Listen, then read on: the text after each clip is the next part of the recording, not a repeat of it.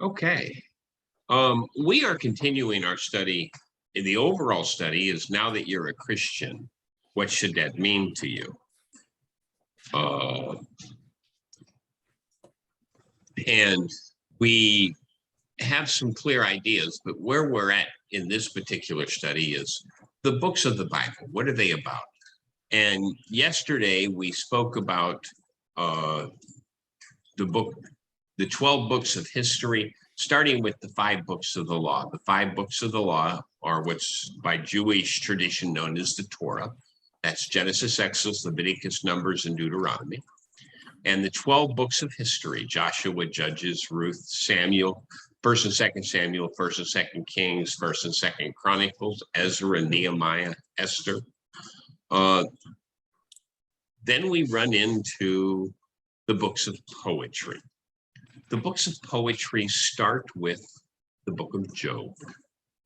And the central theme of the book of Job is the problem of suffering.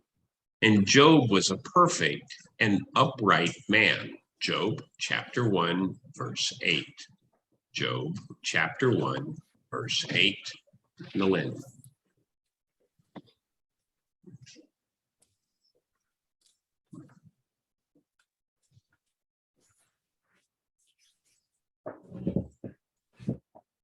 Job chapter 1, verse 8. Yes, please. Are we all there? Okay. And the Lord said to Satan, have you considered my servant Job, that there is none like him on the earth, a blameless and upright man who fears God and turns away from evil? Okay, so what does it tell us about Job? He's a fearless man and an upright man. What does that Blameless means he is like not really holy, sir, but he's a servant of God.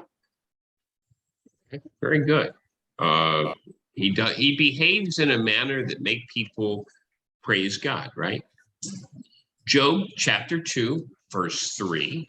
Job chapter 2, verse 3. Felicia.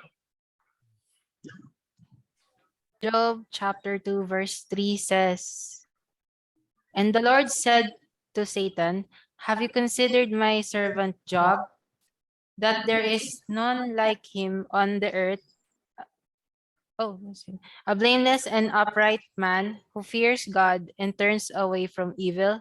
He still holds fast his integrity, although you incited me against him to destroy him without reason.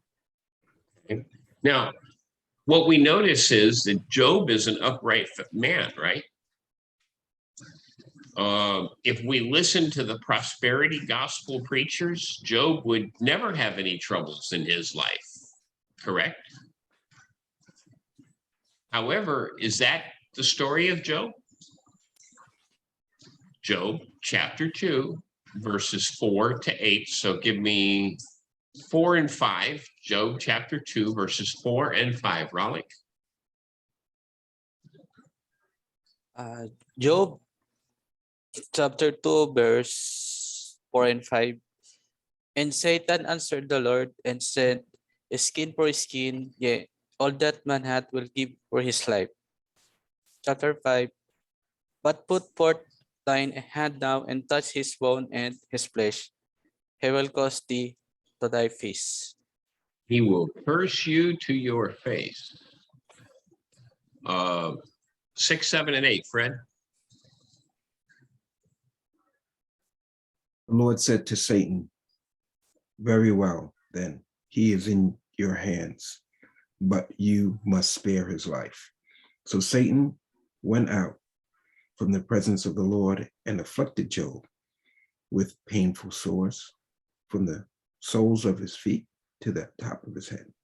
Then Job took a piece of broken pottery and scraped himself with it as he sat among the ashes. His wife said to him, are you still holding on to your integrity? Curse God and die. Did it sound to you like Job still had faith? Yes. What do you think, Ashley? Sir, Does Job still have faith? sir, Joe, it's J-O-E, right, sir? J-O-B, yes. Ah, J-O-B, okay. Sorry, sir. Does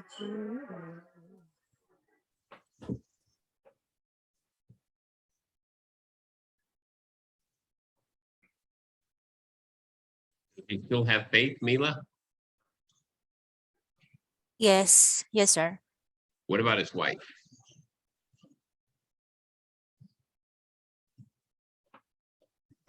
Verse 8. No. She So wanted him to integrity, curse God and die. and die. He cursed God. His wife, sir, cursed God, and she died. No, she told him to curse God and die. Now, in all of this trouble, it's interesting to note that Job did not sin. Job chapter 1, verse 22. Job chapter 1, verse 22. Seth? Job chapter 1 verse 22 says here, in all this Job did not sin or charge God with wrong. He did not sin, nor did he charge God with wrong. Job chapter 2, verse 10. Elaine? Job chapter 2, verse 10. But he said to her, you speak as one of the foolish women would speak. Shall we receive good from God, and shall we not receive evil? And all this Job did not sin with his lips. Job did not sin. With Now, his most of the book is actually taken up of exchange of speeches. That runs from chapter 4 to 31. And the dissertation of Elihu, a young man who had been listening. God answers Job and he vindicates him. His possessions, his family, and his health were restored. After Job comes the book of Psalms. This book is a collection of different poets and songs that are sung by David, the sons of Korah, Asaph, Solomon, and others. And these songs and poems are used to worship God. David wrote about half of them. The book of Proverbs is a book of sayings.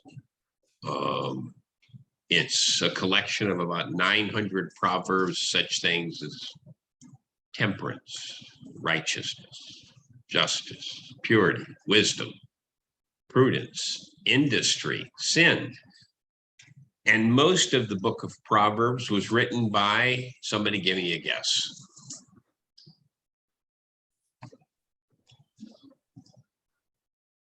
Malin? No idea, sir. Felicia? I have no idea also, sir. I have no idea either. Okay. What about if I said the wisest man who ever lived?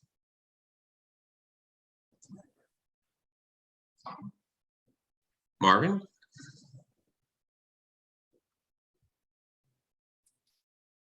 David? Solomon. Solomon. Close. Okay. Most of the book of Proverbs was written by Solomon.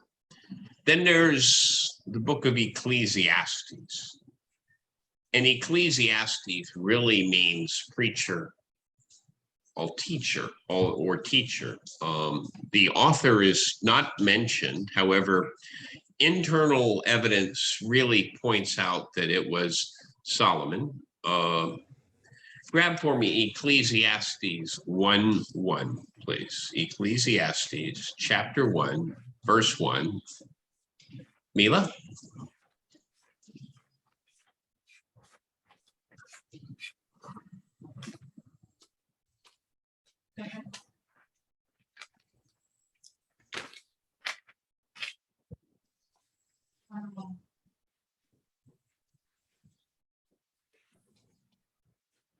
Sorry, sir. Ecclesiastes chapter 1, verse 1. 1. Okay.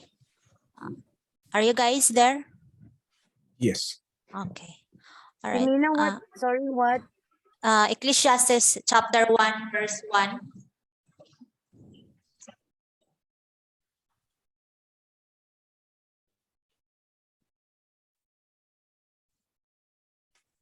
Are you okay, Miss Ashley?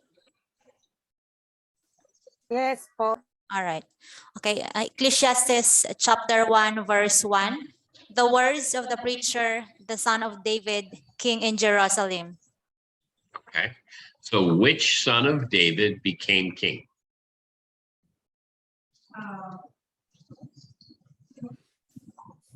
Solomon. Solomon. Solomon. Verse 12, Ashley. Ecclesiastes, chapter 1, verse 12.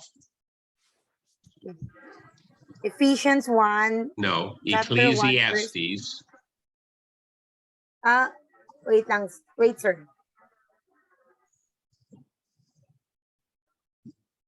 It's in the Old Testament, Ashley. Old Testament, sir. Yes. Wait, sir. I just look at it.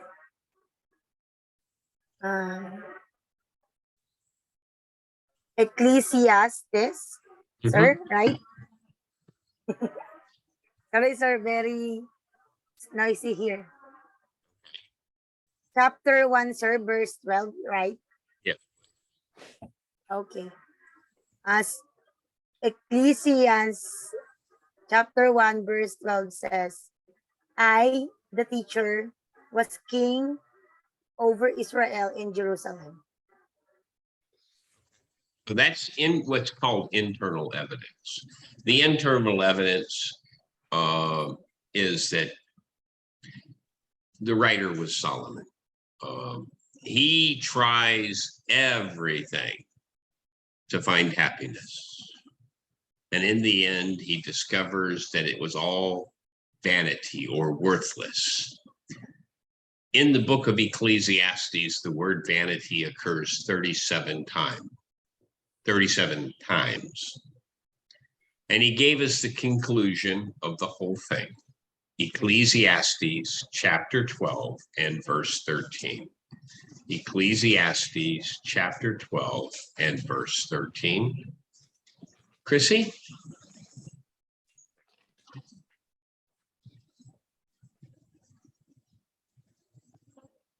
Ecclesiastes 12:13. Yep. The end of the matter, all has been heard. Fear God and keep his commandments, for this is the whole duty of man. So what's the end of the whole matter? Duty of man. Fear God and keep his commandments, right? After Ecclesiastes comes the book of Solomon. And if you've never read the book of the Song of Solomon or the Song of Songs, I recommend that you do so because it's really a love story. And it is highly figurative in its language. And after the books of poetry come the 5 major prophets. The 5 major prophets are Isaiah, Jeremiah, Lamentations, Ezekiel, and Daniel. Isaiah, he was primarily a messianic prophet. He prophesied about the Messiah, the coming of Jesus Christ. God has a remnant, and there is a glorious future. Jeremiah, he's called the weeping prophet. Jerusalem's sin, doom, and their future glory.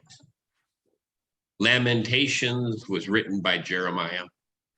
It's really a funeral dirge over the desolation and destruction of Jerusalem. Ezekiel talks about the fall of Jerusalem, its restoration, and its glorious future. Daniel was written while the Jews were in captivity in Babylon.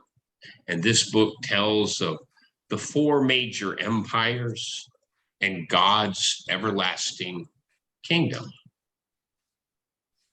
After the major prophets come the minor prophets. Hosea.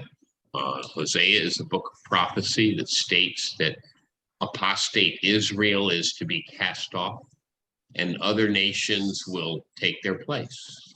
Then there is Joel, and this is a vision of the gospel age and a gathering together of all the nations, all the people who choose God from among all the peoples. Amos announces the apostasy, the falling away, and the wickedness of Israel and its certain doom. But it reveals a future glory for the lineage of David. Why is this important? Why is it important that we understand that the lineage of David will become the ruler?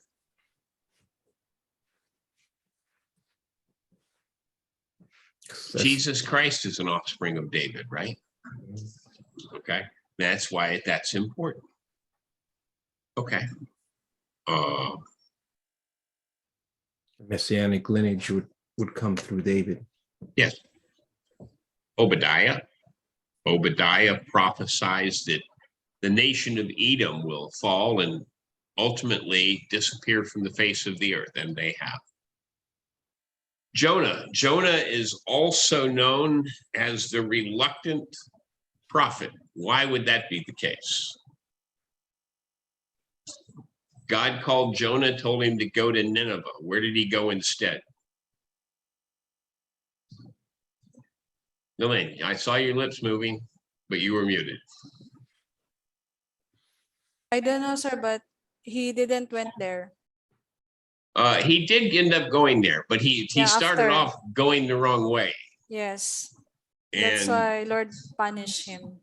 well, he got to spend 3 days in the belly of a giant fish. I got a question for you, Ashley. Yes, sir.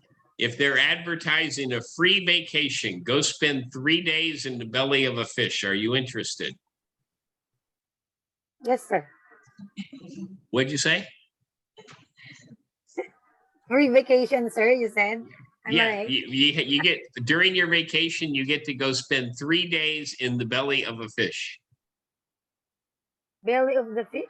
Yes. Ah? If I could leave, why not? Joke. Felicia, you want to take that vacation? No, sir. Elaine, No, sir. no. Okay, well, you know what? Me either. But that's what Jonah did, and he was known as the reluctant prophet. Micah talks about the impending fall of Israel, and Judah as well is prophesied. It speaks about a Messiah that's to be born in Bethlehem. Nahum declares the doom of Nineveh and the capital of the nation of Assyria. Habakkuk talks about gives us the assurance of the ultimate triumph for the children of God. Zephaniah declares the great day of God is coming. The people of God are then to be called, pay attention, by a new name. What was that new name?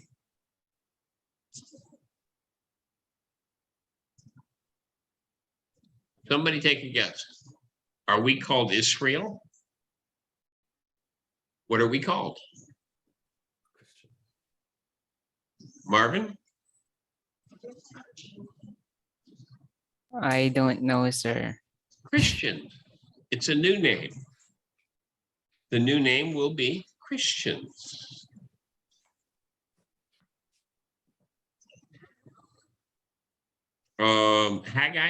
Haggai encourages the rebuilding of the temple after the Babylonian captivity, and it talks about a more glorious temple in the future.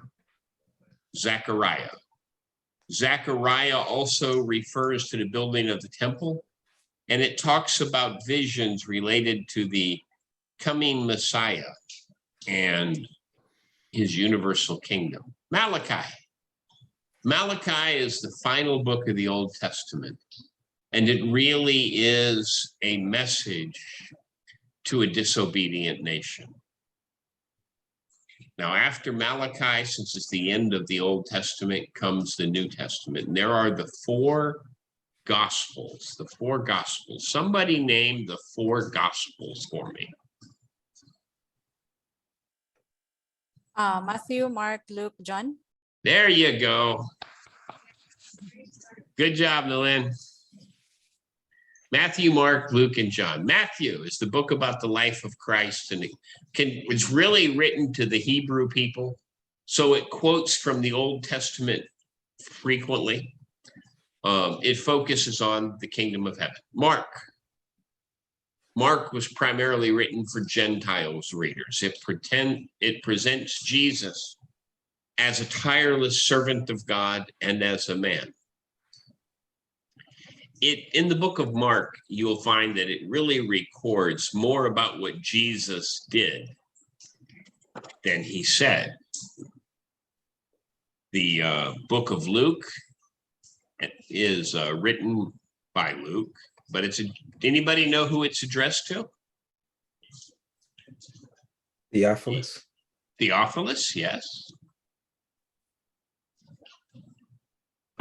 Theophilus is some kind of a high-ranking Roman official.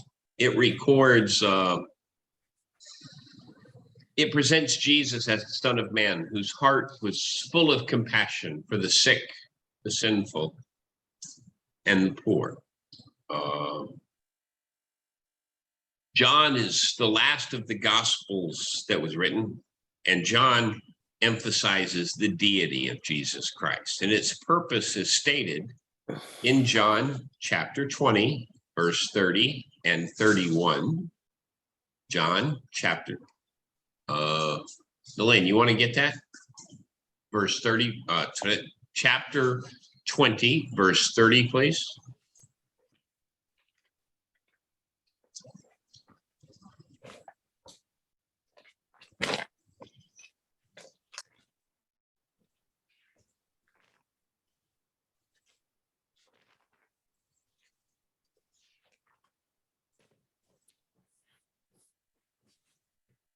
Got it? Elaine? I thought, sir, it was Elaine.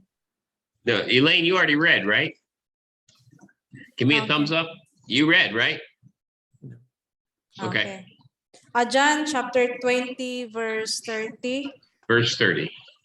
Now Jesus did many other signs in the presence of disciples, which are not written in this book. Okay, and Marvin, I think you need to read 31. And 31 says, "But these are written so that you may believe that Jesus is the Christ, the Son of God, and that by believing you may have life in his name." Okay. That talks about the Gospels. And there is one book of history in the New Testament. Tell me what that one book of history might be.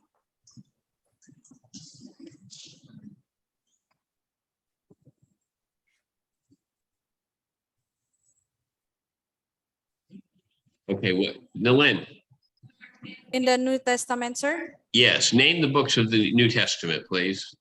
Matthew, Mark, Luke, John. Stop. The next one is the book of history. What is the name of it? The Acts, sir. Right. The Acts of okay. some of it. The book is actually labeled the Acts of the Apostles, but what it should probably be called is some of the Acts of some of the Apostles, because the first 7 chapters focus primarily on Peter and John. And starting in, I said first 7, it's first 8, but starting in chapter 9, it primarily deals with the activities of Paul. Okay, then there are 21 letters. Or epistles. Romans being the first one. It was written by the Apostle Paul from Corinth during the winter time of 57 or 58. And the general theme of this book is the salvation by the gospel of Jesus Christ. Romans chapter 1, verse 16. Felicia?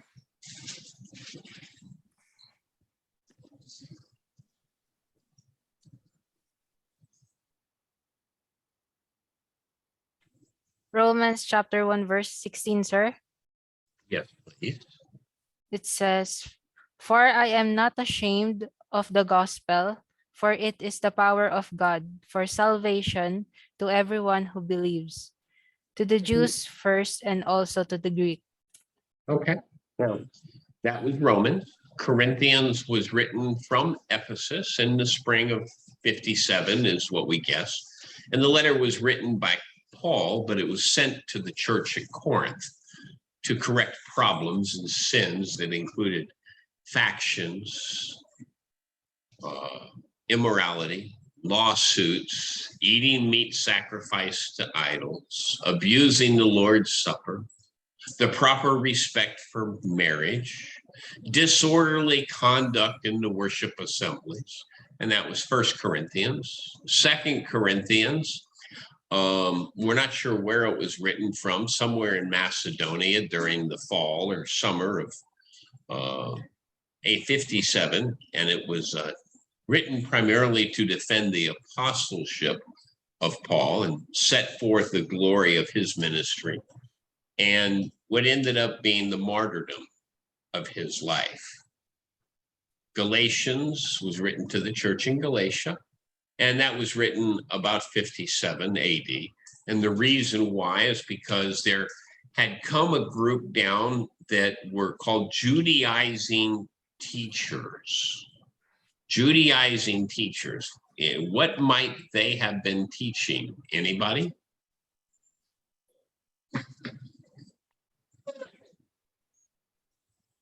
Obedience Christianity, to sir. them.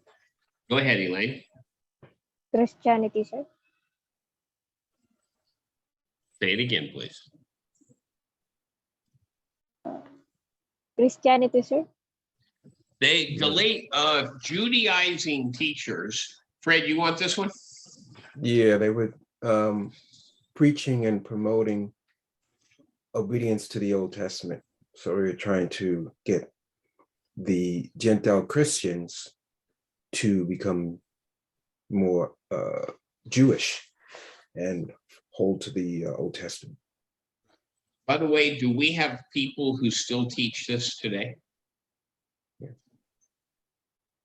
Yes. Who are they? Say it again, Leland. The Seventh-day Adventists. That would be correct. Do you have another group in mind, Fred? No, that was the group I had in mind. Okay. Okay, I guess there's also another group called Jews for Jesus. Okay, I'm not familiar with their theology, so I don't know. Okay. I don't know was if they're Galatians. as popular. I know they were.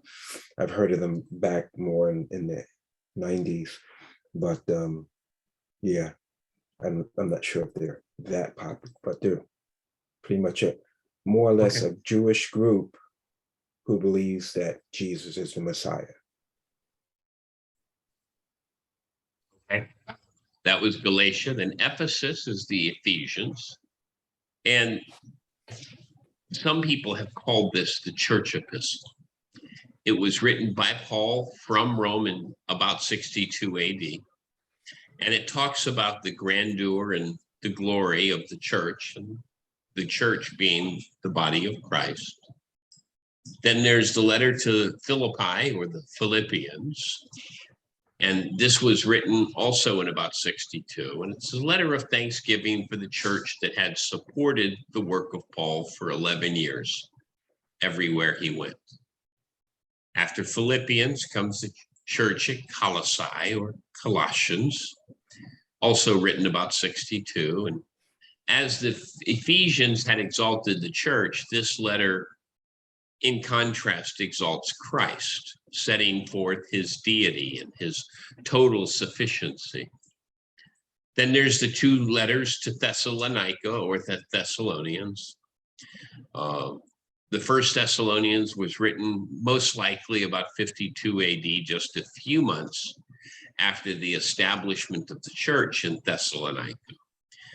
In order to address false ideas related to the second coming, Second Thessalonians and Paul wrote this letter shortly after First Thessalonians, and it also speaks about the second coming. And after those letters come what are known as the pastoral letters, First Timothy, Second Timothy, Titus. First Timothy is written by Paul from Macedonia, about 64. This letter instructs a young preacher on how to conduct yourself in the house of God, which is the church of the living God. It contains the qualifications for elders and deacons and several warnings against false teachers. Second Timothy is written by Paul from Rome, probably around 67 AD. It's his farewell letter. We think it's the last letter he wrote. Timothy had been his son in the faith and a co-worker in the gospel for many years. And like I said, it was probably the last letter written by Paul before his death. Titus was another letter written to a young preacher who was a co-worker in the gospel. And it looks a lot like First Timothy, and it was probably written about the same time. Philemon was written from Rome in about 62, and this is almost entirely a personal letter. It was written to a brother in Christ who was the owner of a runaway slave who Paul had converted to Christianity and was sending home back to his master. Paul intercedes for the slave and asks Philemon to not only receive him back into his home, but to receive him back as a brother. Then there's the book of Hebrews. The author is questioned. Most people think it was Paul, but others disagree. Some people think it was Peter. Others think it was Timothy. This book has two central themes: the lack of faith of the Jewish people and the change of the law and the priesthood. Then there's the book of James, and there are four men named James who were prominent in the New Testament. Most people tend to believe this book was written by the eldest brother of Jesus, Jesus being firstborn, his eldest brother being secondborn, who after the resurrection of Jesus Christ, he became an elder in the church in Jerusalem. And this was probably written sometime around 61 AD. And it addresses Jewish Christians who were scattered abroad, also called the dispersia. It contrasts practical religion with the mere profession of faith. First Peter, Second Peter, written by the apostle. First Peter was written by the apostle Peter from Babylon in about 64 AD to the churches in Asia Minor. And it's intended to be a letter of encouragement. Second Peter was written in 65, about a year later. And this is Peter's second letter to the same people. It warns them against apostasy. It warns them of false teachers. And it describes the destruction of the universe at the second coming of Christ. First John, this is the first of the epistles, letters of the Apostle John. He also wrote the book of John and the book of Revelations. And all of these epistles were written from Ephesus in about 90 AD. First John emphasizes the deity of Christ. It instructs Christians to walk in the light. to not be in love with the world and the things of the world, to love one another, and to beware of the Antichrist. By the way, somebody write that down. I'll talk about that another time. How many Antichrists are there? And when are they going to come?